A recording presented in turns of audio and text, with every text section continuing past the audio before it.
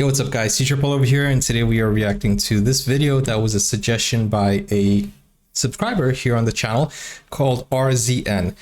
And he said, could you react to the top 10 places to visit in France by Ryan Shirley? And yes, I can.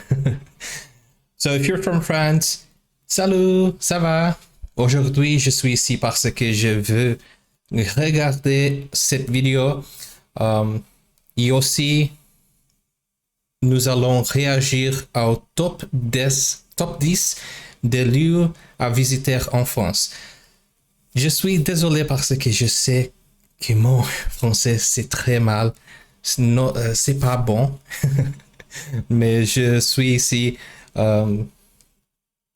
besoin parce que j'ai besoin pratiquer le français, mes français, que c'est pas belle. je sais. Mais merci. Let's go. I'm so sorry, guys.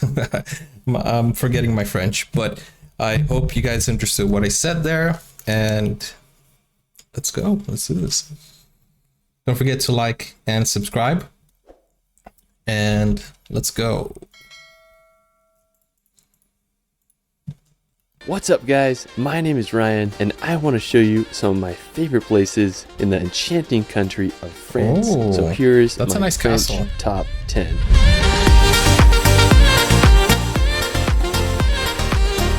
France is known all around the world for its endless history and jaw-dropping scenery, from the towering French Alps to the Mediterranean coast of the French Riviera. France has so much to offer. Let's start this video off at the picturesque city of Anzi.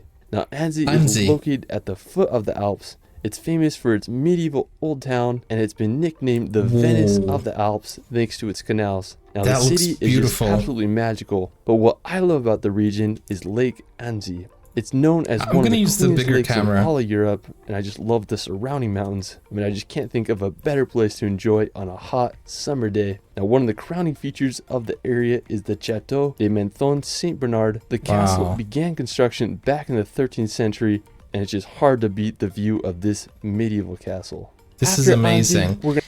Guys, I'm using the bigger camera, but I don't want the creator of the video to block me or hit me with this copyright strike or anything like that. So if you're watching this, I'm just trying to react to this video that was a suggestion.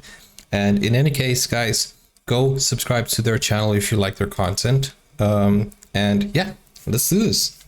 But that was very beautiful. I've been to France, Paris to be more specific, and it was really a beautiful place. I think I've been there 3 times, and yeah, I love the way the city is. There's lots of like free areas, which is hard. Like if you live in a country like the UK, everything is cramped up. But in Paris, in specific locations like in the city center, you can see like an open view, and I love that in a country. If you're from France, let me know where you're from. And yeah. Medieval castle. After Anzi, we're going to head over to the nearby French Alps. This is definitely my favorite region in all of France. It's home to the incredibly massive Mont Blanc, which is the highest mountain in all the Alps at 15,774 feet. If you want to get a close-up view to Mont Blanc without the hiking, you can visit the Aiguille du Midi. Now, special thanks to my friend Guillaume Rougelot for helping me out with footage. I'll link his channel in the description below.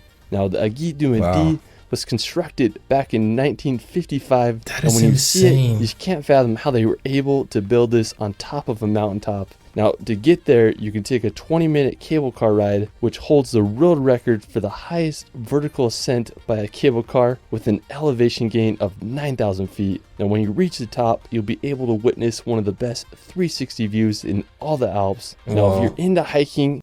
Guys, have you been there?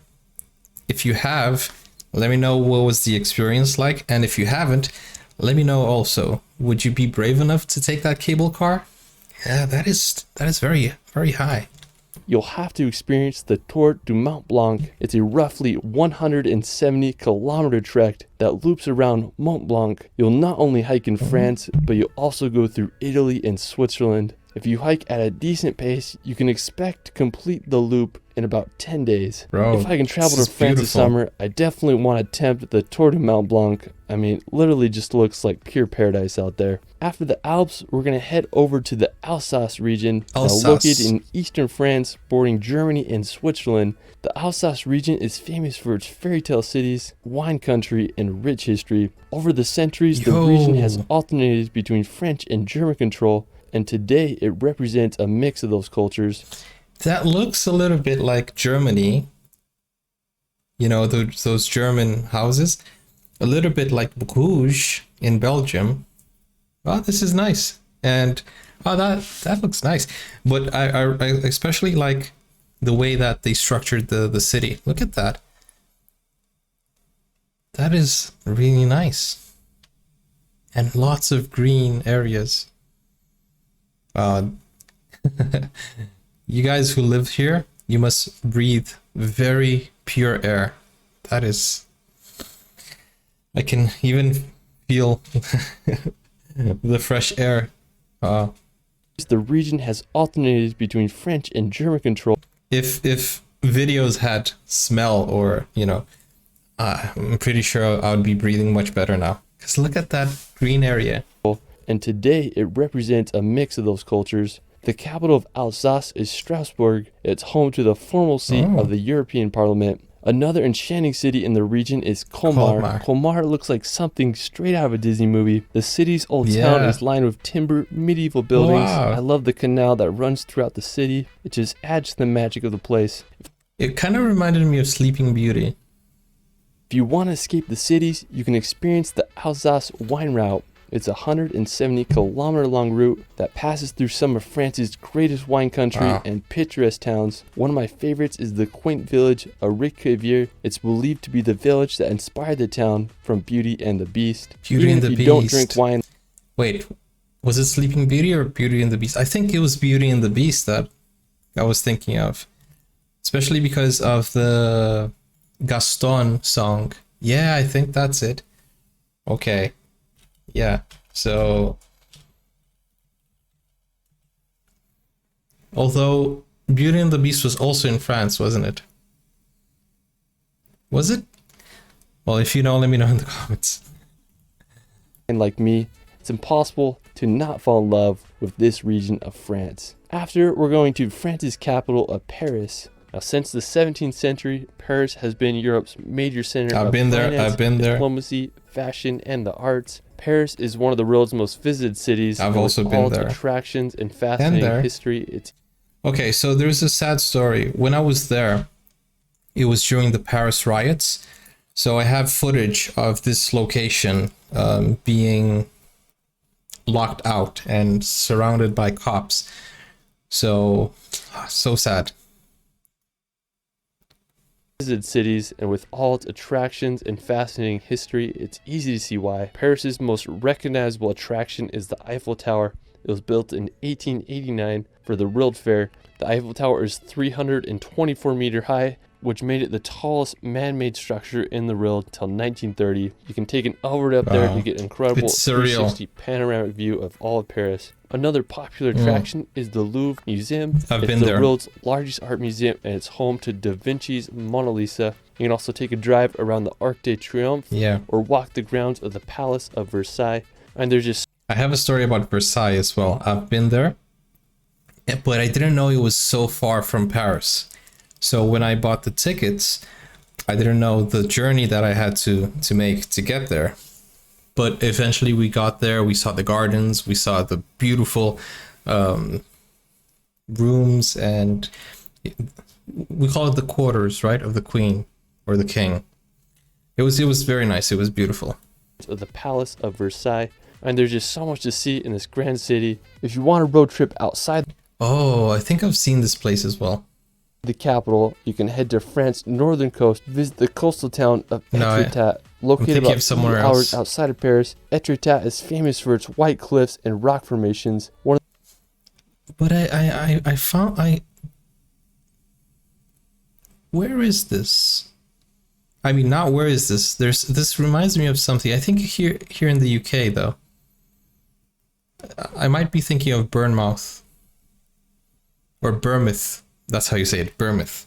Sorry for my mispronunciation. One of the most well-known is the Falaise d'Aval Arch. It has such a unique shape. I guess you could say they are the French cousins of Old Hairy Rocks. While we're still on the coast, we're going to visit the magical island of Mont Saint-Michel. Now located 1 kilometer off the coast of France, Mont Saint-Michel is one of the most magical destinations in all of Europe. That looks like the Disney castle.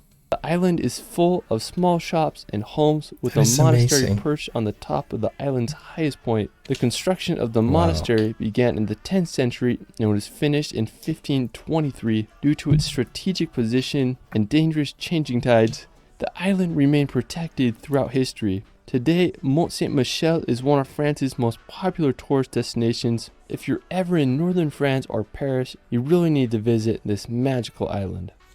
Do you guys think this was an inspiration for the Disney castle? Because Disney is very interested in France. I'm pretty sure this might have played a part in the Disney castle. If you guys know, let me know in the comments. You really need to visit this. Look at that. That is so beautiful. Magical island. After, we're going to head to the neighboring region of Brittany. Now located on the northwestern tip of France, Brittany is full of rugged beaches and countless lighthouses. Wow. One thing that is particularly fascinating about Brittany is its presence of megalithic monuments. There are thousands of stones scattered around the region, ranging from ancient tombs to single standing stones that were arranged by Neolithic people over 7,000 years ago. I mean, just pretty interesting if you ask me. Now, aside from the ancient megaliths, Brittany is home to some stunning coastal towns. One of my favorites is Le Conquet. It's an ideal maritime city with a picturesque harbor. It's all white. One of the highlights of the area is the Kermauvan Lighthouse. I mean, just such a beautiful setting. Aside from Le Conquet, Brittany is full of hundreds of seaside towns and beaches just waiting to be discovered. Look at those rocks. After, let's head over to the medieval fortress of Carcassonne.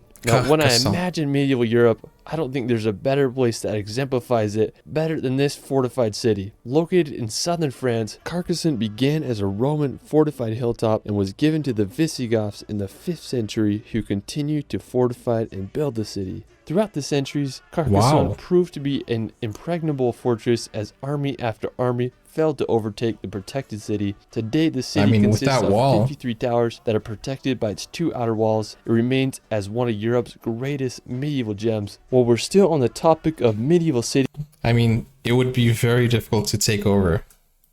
We're going to head over to Uzes. Now, located about 2.5 hours from Carcassonne, Uzes is a small town with quite the medieval charm. What I love about Uzes is the Duke's Castle. It has such a unique look to it. The main tower with its 4 mini spire gives off medieval vibes. Now, while you're in Uzes, you can make the short 15-minute drive to the ancient Roman aqueduct Pont du Gard. It's over 2,000 years old and carried water over 50 kilometers to a Roman colony. It's the highest of all Roman aqueducts, and it's one of the most well-preserved. Another nearby place to visit is Avignon. It's a stunning French medieval city full of intriguing architecture and history. After, we're going to head down to southern France to the French Riviera. Now, located on the southeast corner of France, I have to say that the French Riviera is home to some of the world's best coastline. It's the perfect contrast between mountains and the Mediterranean Ocean. One stunning city on the French Riviera is Menthon. It's a that looks beautiful. The right side kind of looks like Dubai's island, a miniature version. Wow, this looks nice. Stunning coastal city sandwiched between Monaco and the Italian. It kind of reminds me of, I was gonna say Naples, and it kind of reminds me of Lisbon as well. Border. I just love its ports with the backdrop of the Green Mountains. And compared to other popular cities on the Riviera, such as Nice or Cannes, this one's not as crowded. So it's a perfect place to visit to escape the crowds. Now, if you're looking for some medieval vibes, you can visit the nearby hilltop village of The village dates back to the 1300s, and when you explore the city, you'll feel like you're going back in time. You can hike to the summit on the town with a fortress on top, and you'll get some of the best views of the French Riviera. Nice. Well, that is it for my France top 10. I mean, there's just so many beautiful places that I couldn't cover in this video, so I'll have to do a part 2. Let me know where your favorite place is. So the dunes remind me of Walvis Bay. You know what I find very interesting is that in one, like when you look to your left, you see a lot of water.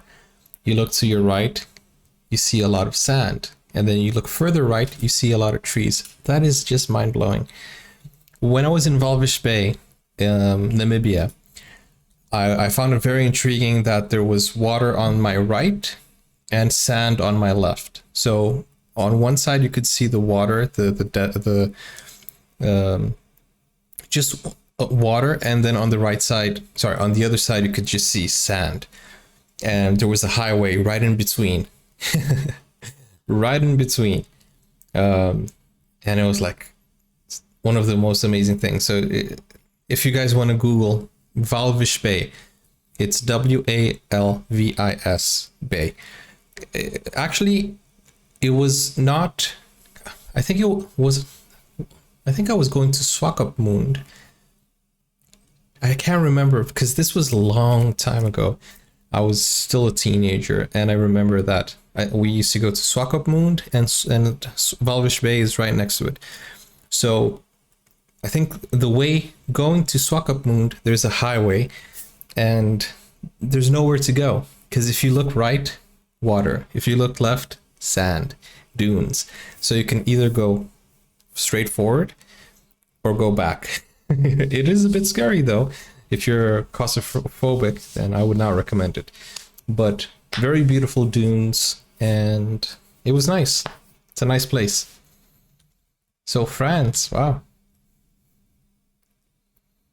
I can see there are people. So you can go in the dunes, right? Sorry, you can go in the dunes, right? Maybe have a quad bike. I think I've been on a quad bike like twice in my life, but it was so cool, you know, driving on in the dunes with a quad bike. Let me know where your favorite place is in France in the comments below. I also started a relaxation channel where I post hour-long films with calm music to bring some peace and nature in your life. I did one on France. I think you'll enjoy. You can find me on TikTok and Instagram at shirley.films. It's Ryan, and we will see you later. Wow. This was the first time I watched a Ryan Shirley video. So Ryan, you did a great job. Great job. Thank you for the user RZN for suggesting this. And if you're from France, merci beaucoup for regarder mon video. And au revoir. I'll see you on the next one. Thank you guys. Don't forget to like and subscribe. And yeah, see you soon. Let me know in the comments what your favorite location in France is. If you have any funny stories or interesting stories, also let me know. Take care. Bye-bye.